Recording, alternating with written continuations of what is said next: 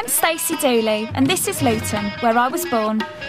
I went to school here, I even worked at the airport, and then I moved away. But now I'm coming home to find out if it's true that Muslim extremists are taking over my town. You and I will have to... You look naked on the street. Do I look naked? Do I really?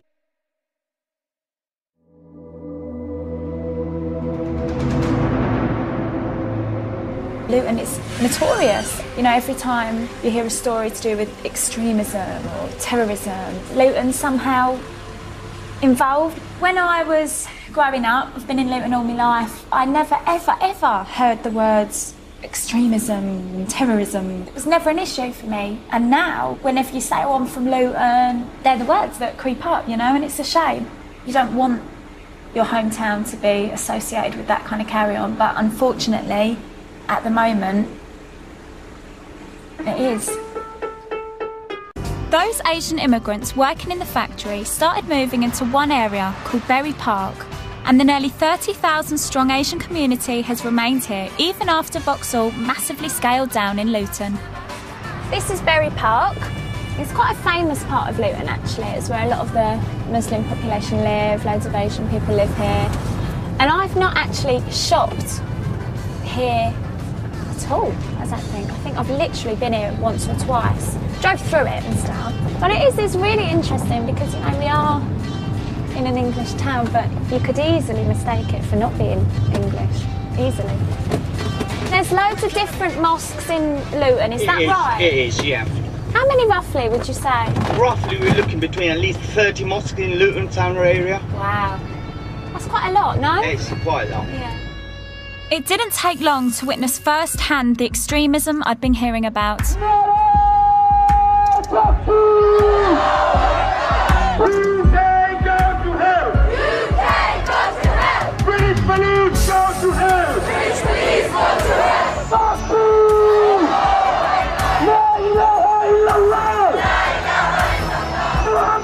I wasn't sure what they were marching for, but tensions were running high. Your sister, brother! Your mother! Where is the shame? How dare they touch a woman? It turns out the demo was in response to the arrest of local woman Mona Thorney, whose husband set off a bomb in Stockholm in 2010. I cannot believe this. I've never seen anything on this scale before.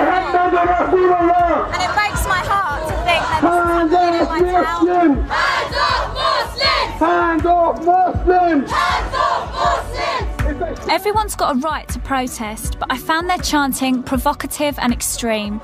British police go to hell! British police go to hell! This is a message to stop oppression. Police burning hell. British police burning hell. Yeah, because... No real Muslim wants anyone to burn in hell. Yeah, but for what they've done, for the You consequences can't of their pick and actions. choose. You can't pick and choose. You can't. You either believe or you disbelieve. You know You what? choose to wear this, I choose to wear that. You and I will That's have why you to... look naked on the street. Do I look naked? Do I really? I don't look naked. You're trying to seduce. No one's trying to seduce me, and I'm not trying to seduce anyone. You shouldn't judge me how I try not to judge you. You are. You've just said who am I trying to seduce? No one. I said I am judging. Well, I don't judge you because I'm above that. Go wear some clothes. Excuse me, go and put on some clothes. How you choose to live, how you choose to dress like that, I choose to dress like this. You don't start. It's okay. Don't you dare speak to me like that. No, this is my hometown as well. No, I'm walking. I am walking. No, I can do what I want. That girl's just... I don't mind. Point away. Point away. Because you're not scaring me. I try my hardest to sympathise with people who are maybe different to me. And it's a tiny minority that play up. Who are you trying to seduce? Go and put some clothes on. You look naked. Oh. They've been arrested.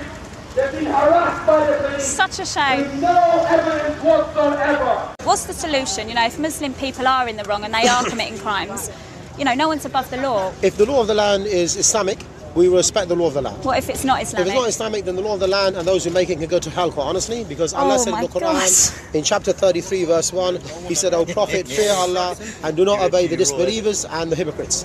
is David Cameron a Muslim or a disbeliever?